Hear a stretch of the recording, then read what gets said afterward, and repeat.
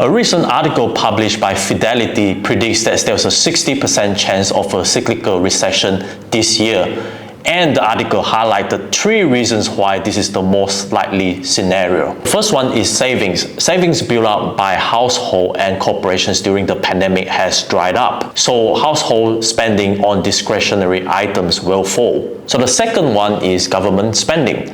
Government will reduce cost of living support as inflation continues to moderate, which puts more pressure on household spending. And already we are seeing that there's a significantly slowdown in household spending in 2023 compared to last year, and it is likely to continue this year. The final reasons is interest rates. They believe the interest rate is likely to stay higher for longer until there's a clear signs that inflation is back on track. What this means is that the central banks is most likely to overshoot and damage economic growth in the process. The question is, what should you do if this really happens? In this video, I'll go through 4 key things that you need to do to better prepare yourself. But first, if you haven't already, please remember to subscribe and ring the notification bell so you don't miss out on any videos. Now let's get into it. So the first one is diversification. Say you invest a large amount of your money in a single stocks and something bad happens. Say the company announces a poor earning, the share price goes down and you lose all your money. So the first thing you want to do is to make sure that your portfolio is not overly concentrated in a single holding. And the second thing is industry diversification.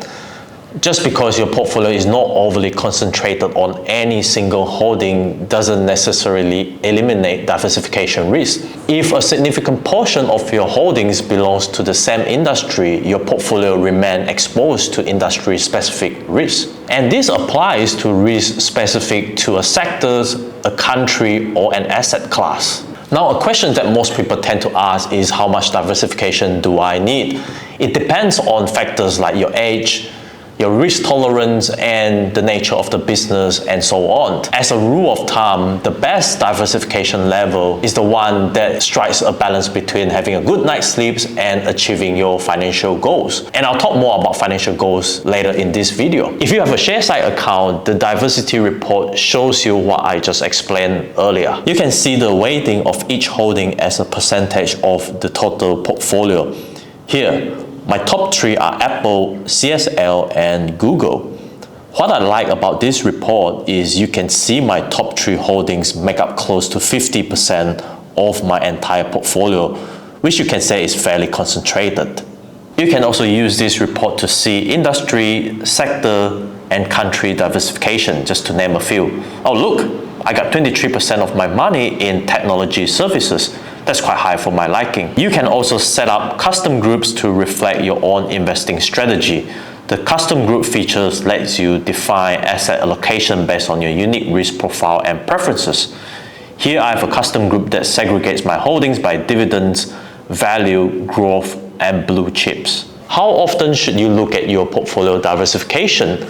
I would recommend at least once a month or at least once every quarter. Talking about diversification, the most popular way to achieve instant diversification is to own ETFs or exchange traded funds. For example, a broad ETF can own anything from hundreds to thousands of shares across different industries and sectors. Here's the problem. Most people tend to overestimate their diversification level when it comes to ETFs. And here's why. The first reasons are most ETFs are market weighted. What this means is that the ETF provider invests the majority of their assets only in a few of the largest companies. The second reason is it is not that easy to find out what you actually own in an ETF. You see, most ETF providers only disclose their top 10 holdings on their website. If you want to see the full list, you're forced to download a spreadsheet. As a result, most people end up owning multiple ETFs that have more or less the same holdings. So if you only invest in ETFs, my advice is to find out what is in each of those ETFs, compare them, and if you have any holdings that appears in more than one of them, adjust your portfolio diversification as necessary. If you have a Sharesight account, you can use the exposure report to get all this information. You can see your holdings dollar value and weighting, and if you own them indirectly through one or more ETFs. Look at that, I got 15% in Apple, 8% by directly owning Apple shares, and the remains that come from 2 ETFs. I also own Microsoft shares indirectly through those same ETFs. How often should you look at your ETF exposure? I would recommend at least once every 3 to 6 months. A rule of thumb is that you should look at it more often if you have more active ETFs than passive ETFs. The next one is your source of return. Find out how much each of your holding contributes to your overall return. Now you might say, Ricky, I know which one makes me the most money and which one is my biggest loser. My broker tells me that. Now here's the thing, most brokers don't tell you the total dividends and your realized capital gains. In most cases, they only shows your unrealized capital gain.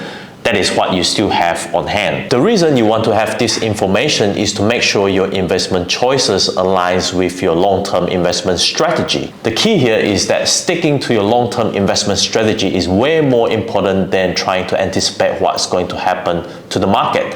It's better to focus on things that you can control over what you can't. And we have little control over what's going to happen to the market this year or next year, but you have absolute control over being rational and staying committed to your financial goals. So here's how you do it. Put all your holdings in a list, and this is useful especially if you use more than one broker. Calculate the capital gains, which means realized and unrealized, and the total dividends received. Add that all up, and that is the true source of return. Once you have this information, you can assess your stock selections against your investment strategy based on their performance. So for example, let's say your long-term financial goals is to invest in blue chip companies with a history of consistent earnings. But you found that speculative tech stocks has contributed the most return to your portfolio. So you might decide to sell that stocks because it doesn't align with your long-term goal. Likewise, you should do the same with underperforming stocks and decide whether any changes are needed. In Sharesight, the contribution analysis report does this for you. It breaks down your portfolio performance into capital gains, dividends, and currency gains. You can see the contribution of each holding to your overall portfolio return by setting the report to do not grouping. If you have set up your custom groups to track your asset allocation strategy, you can run that in this report to see how they perform relative to each other. Last one is tracking your performance. If you don't track your performance, there's no way for you to know if you are on track or if you are behind in achieving your goals. A common mistake when it comes to tracking performance is sometimes it's easy to get too focused on short-term performance. For example, people tend to sell a stocks simply because the share price has gone nowhere over the past 1 year. But the thing is, most investments like stock do not move in a straight line.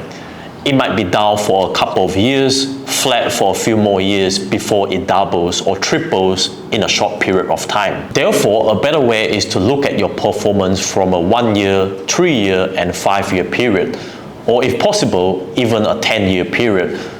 The reason is that this gives you a more balanced view of how your investments are doing across different market cycles. In Sharesight, you can see your performance up to 5 different time frames using the multi-period report. You can see the total returns, or you can see the capital gains, dividend gains, or currency gains in both the percentage or dollar values. You can also customize this report by grouping it by market, currency, sector, industry, investment type, country, or custom grouping. If you are a dividend investor, you can track your performance of your dividend stocks by comparing your payouts over several financial years. Having all this information can help you identify any underperforming stocks and use this to rebalance your portfolio as needed. If you follow these 4 things, that is, having a diversified portfolio, know what's in your ETFs, track your performance, and make sure your investment choices align with your investment goals, you're more likely to be better prepared and less likely to panic